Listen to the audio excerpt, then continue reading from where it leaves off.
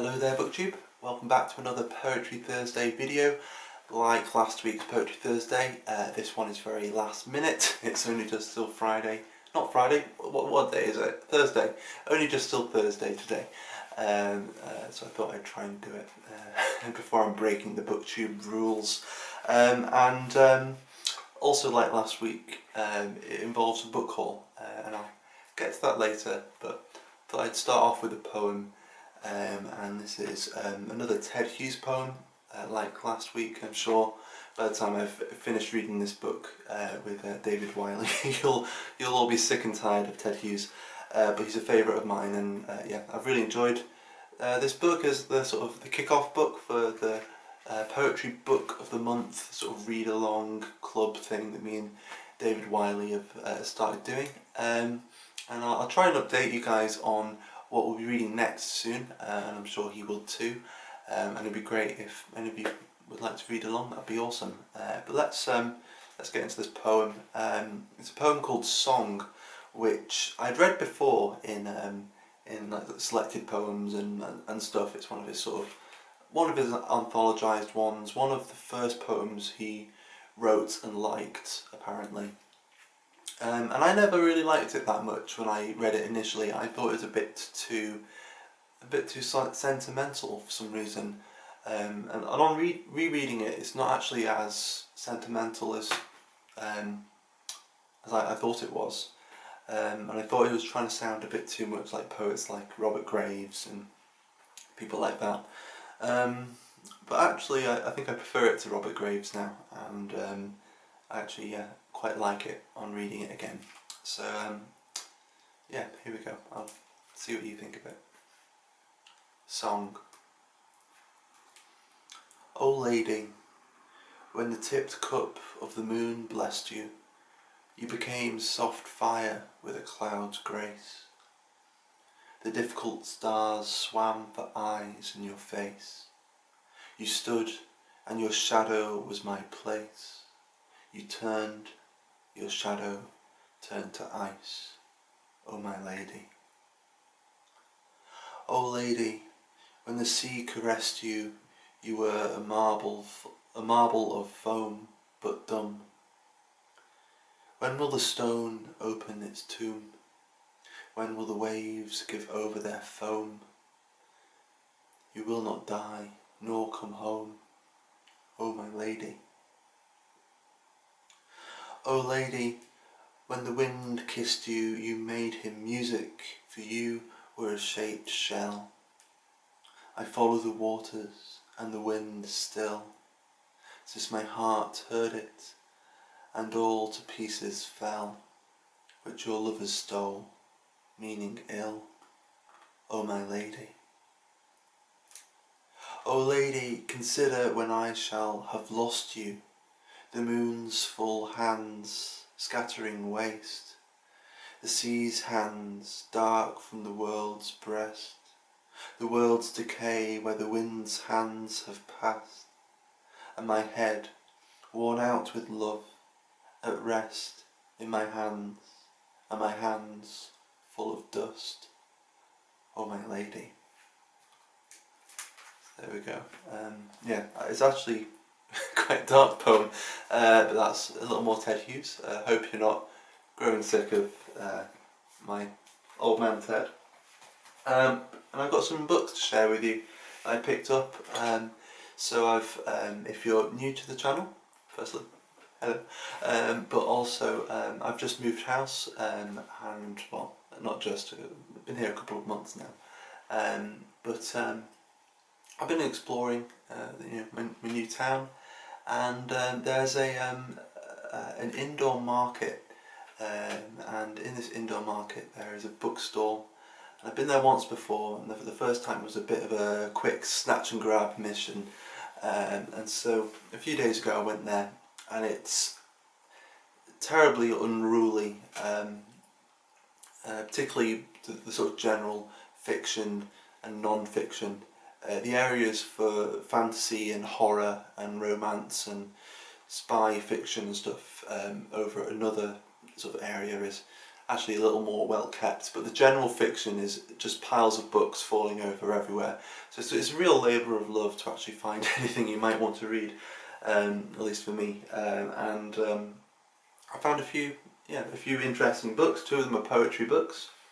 The first one is this Penguin Book of Contemporary Verse, which I seem to be building up a bit of a collection of these sort of Penguin books. So I've got this Penguin Book of Modern American Verse, which looks almost as if it was from around the same time. There are some slight differences. You know, the spines, they're noticeably different, but I'm not an expert. I've also got this from this Modern Poets 1 sort of thing with Lawrence Durrell, Elizabeth Jennings and R.S. Thomas, all of whom are actually included in here, but obviously not as fully as they would be in here. I've also got some more modern ones. There's the Surrealist poetry book that I'm reading at the moment, and also there's the much more modern Penguin Book of the prose poem. So that's been, it's an interesting find, and I look forward to dipping in and out of that. And the other poetry one I'll share from in a bit is Keats, and I've really been wanting to read much more Keats. I haven't read nearly as much as I would have liked to, but he's I've been feeling I'm going to really enjoy this. I read a fair bit earlier in the year, but kind of from just sort of scatterings from anthologies and stuff. So I've got pretty much everything he wrote here.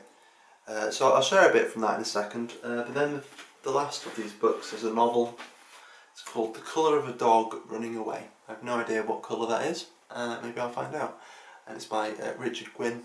It sounds like a really strange book that ends or will lead to some alcohol-fueled nihilism, which is, that sounds absolutely lovely. So we'll see how that goes. But I thought we'd finish off with some Keats, and just with one of his later sort of fragments, one of his unfinished poems. Maybe Brandon's Poetry Thursday video from last week is still in the back of my head with the late fragment from Raymond Carver, and in a similar way, this poem, you do get that feeling, that Keats knew he was dying before he died, and this fragment seems to be him kind of reflecting on that and the idea of some kind of immortality, and I suppose he was looking for that in poetry. And in this edition, it's titled "Lines supposed to have been addressed to Fanny Brawne," but I've seen it in other anthologies just as "This Living Hand." This living hand, now warm and capable of earnest grasping, would, if it were cold, and in the icy silence of the tomb, so haunt thy days and chill thy dreaming nights, that thou wouldst wish thine own heart dry of blood, so in my veins red life might stream again, and thou be conscience calmed to see that here it is, I hold it towards you. Might read that again actually, just because I butchered it a bit. This living hand, now warm and capable of earnest grasping, would, if it were cold, and in the icy silence of the tomb, so haunt thy days and chill thy dreaming nights, that thou wouldst wish thine own heart dry of blood, so in my veins red life might stream again, and thou be conscience calmed, see, here it is, I hold it towards you. I think it's just that last bit there, you know, the sea, here it is, I hold it towards you, that it's, yeah, I mean, it's more of a TV thing, like the idea of breaking the fourth wall, this kind, you know, that direct address, and that poem is now that living hand, is that connection, that branch between the reader and the poet. And yeah, I just think it's kind of creepy but kind of beautiful and wonderful. It's just a scribble, you know. He just he just knocked it out because he had the impulse to say that, and it's not as well finished, you know. It's not as polished as other, you know, earlier poems or other, you know, his major works, but it has an urgency to it that I really like. But yeah, so maybe there'll be more Keats in the future. I know David Wiley loves a bit of, you know, loves his romantics, so yeah, I'm sure it's not the last we'll see of him. But yeah, there we have it, that's Poetry Thursday. I'll try to be back before next Thursday, maybe with some tags. But yeah, thank you for watching, and I'll see you again soon.